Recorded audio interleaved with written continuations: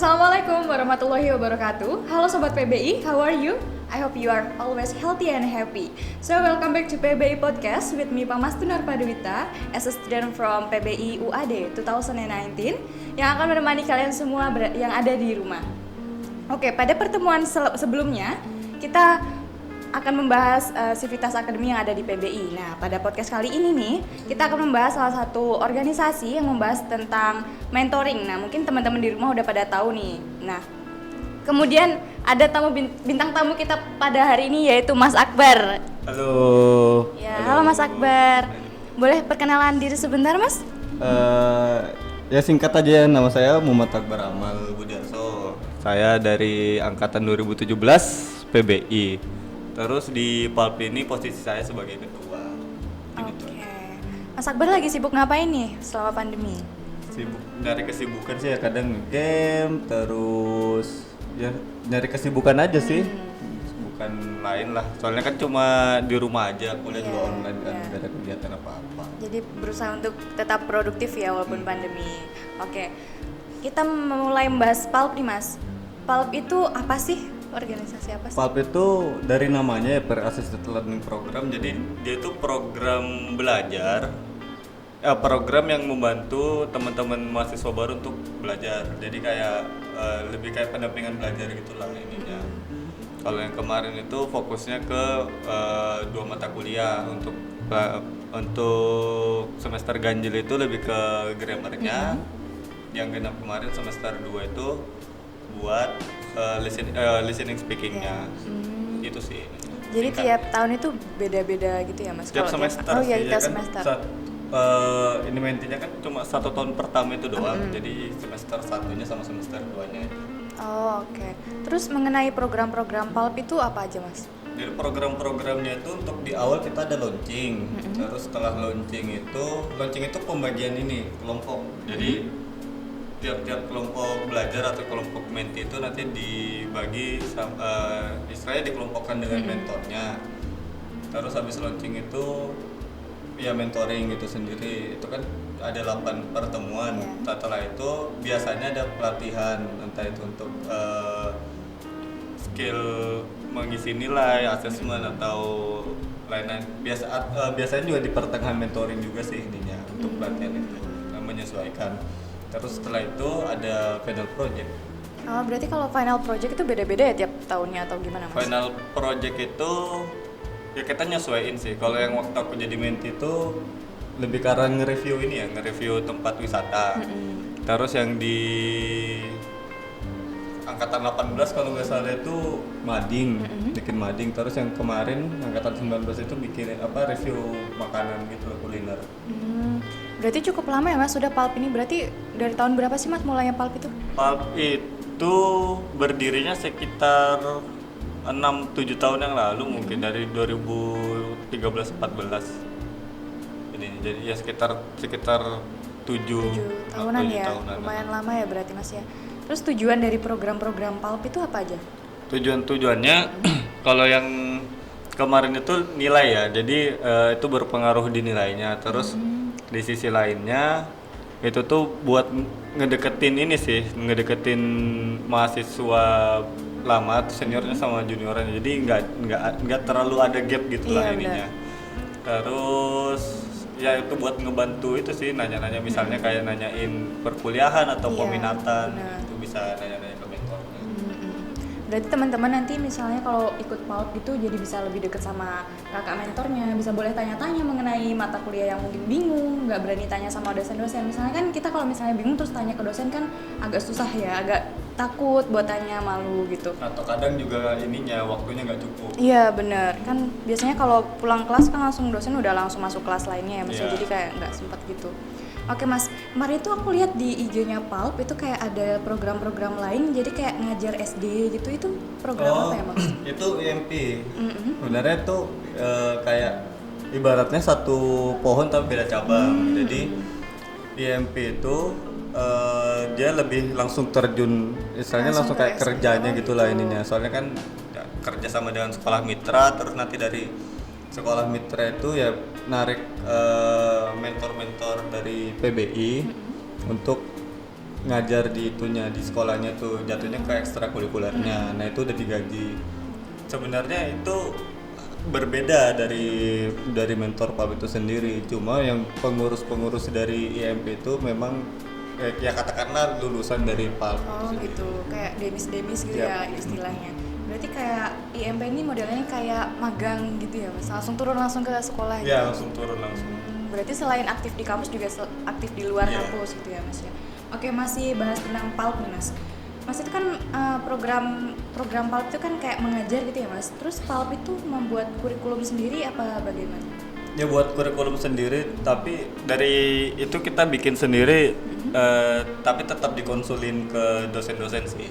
Untuk ininya maksudnya ya kalau tetap minta pertimbangan dari beberapa dosen.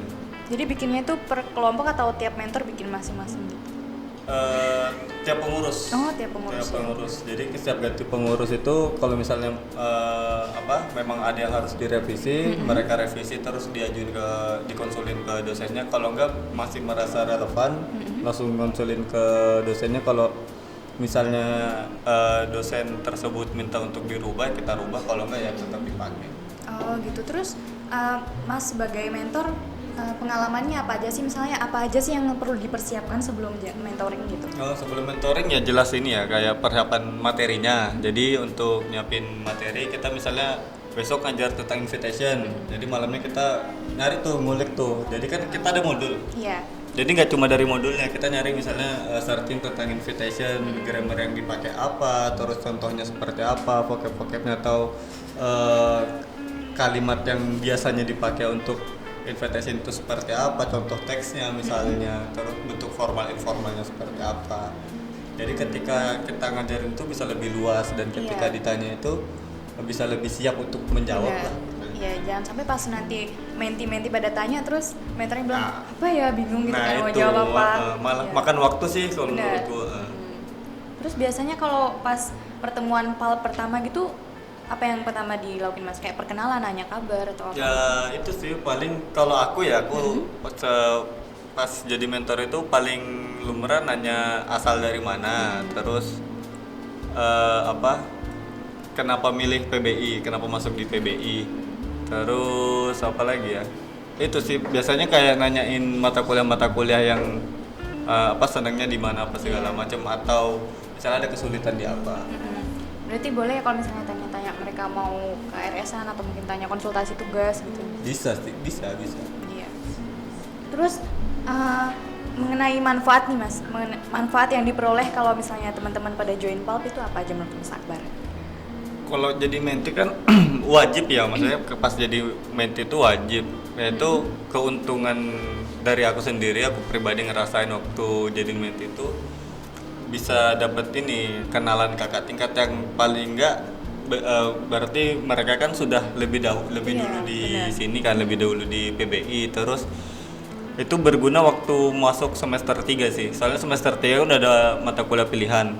Nah, kadang bingung daripada cap-cip kan nanya-nanya ininya. Terus mata kuliahnya seperti apa, terus nanti di situ tuh belajarnya tentang apa aja ininya, sesuai nggak sama kita, seneng nggak kita sama materi-materi yang dibahas nanti di mata kuliah tersebut. Itu sih kalau yang dari aku pas jadi menti itu. Pengalaman jadi mentornya? Kalau mentor manfaatnya tuh berguna jadi kita kan latihan ngajar nih ininya. Nanti kan ada PLP2 itu magang. Kan ada PLP1, PLP1 itu lebih ke observasi sekolah. Jadi kita cuma ngecek sekolah, lingkungan sekolah seperti apa. Nah, yang PLP2 ini udah mulai ngajar. Nah, paling nggak kita udah ada pengalaman duluan nih di mentoring ini. Itu yang untuk mentor PLP2. Nanti setelah PLP2 ada praktikum lagi. Jadi paling nggak tuh nguatin bisa nguatin di ngajarnya. Terus kalau kan PALP itu kan kebanyakan ngajar gitu ya mas, itu sebelum mentoring itu biasanya dikasih pelatihan nggak buat anggota mentornya? Pelatihannya ya itu nyesuaiin. Kadang kalau misalnya memang ada waktu, biasanya sebelum mentoring ada pelatihan. Kalau enggak nanti di pertengahan. Kalau enggak kadang juga setelah mentoring selesai 8 pertemuan itu baru pelatihan. Nah, pelatihannya kan macam-macam, jadi nggak melulu tentang nggak melulu latihan tentang mentoring aja. Jadi ada tentang bagaimana menilai, misalnya kayak writing itu aspek-aspeknya apa aja itu dikasih di pelatihan itu. Jadi tergantung situasinya. Jadi kayak banyak juga ya ilmu yang didapat sebagai mentor kalau Ya. Terus menurut Mas Akbar nih, kendala-kendala apa aja sih yang biasanya dirasain setelah jadi mentor atau jadi ketua nih mungkin? Kendala waktu jadi mentor itu ada aja lah, maksudnya yang kayak menti yang sebenarnya nggak salah menti juga. Mungkin karena motivasinya kurang untuk ngikut program PALP kali ya, jadi mereka itu kadang ogah-ogahan masuk, nggak mau masuk karena mungkin udah merasa cukup dapat di itu kan, atau enggak mungkin waktunya yang kurang serk sama dia. Itu sih paling lebih ke arah situnya. Kalau yang lain-lainnya, kalau aku pribadi mungkin nggak ada sih, maksudnya materinya pun sebenarnya itu kan ada modulnya, tapi kita nggak berpacu sama modulnya itu, jadi kita bisa nyari materi sendiri. Modulnya tuh cuma sebagai ini aja, pegangan aja. Kalau misalnya ini diikutin pakai modul ya silakan, kalau enggak pakai materi sendiri nggak masalah. Berarti kendalanya itu lebih banyak ke arah kesiapan mentinya gitu ya, Mas. Soalnya kan banyak juga ya, jadi kita nggak bisa nge-manage satu-satu gitu kan. Terus selama pandemi ini apakah program-program PALP ini masih berjalan, Mas? Kemarin itu ya gini sih, kemarin sempat jalan seminggu apa 2 minggu pertama pandemi itu masih jalan online modelnya. Tapi setelah itu dapat laporan dari beberapa teman-teman menti lah ininya jadi ada tugas yang diberikan sama beberapa mentor. Nah itu ya aku sebagai mahasiswa ya maksudnya aku aja dapat tugas aja dari dosen aja udah gitu yang mau ngerjain aja kadang males apa gimana gitu. Ini malah kitanya sendiri mahasiswanya yang malah ngasih tugas kan, kayak aduh kok gini sih ininya. Terus daripada membebani teman-teman menti, akhirnya udah stop dulu. Awalnya kan ngiranya cuma bentar ininya pandeminya, ternyata setahun ya sudah. Iya.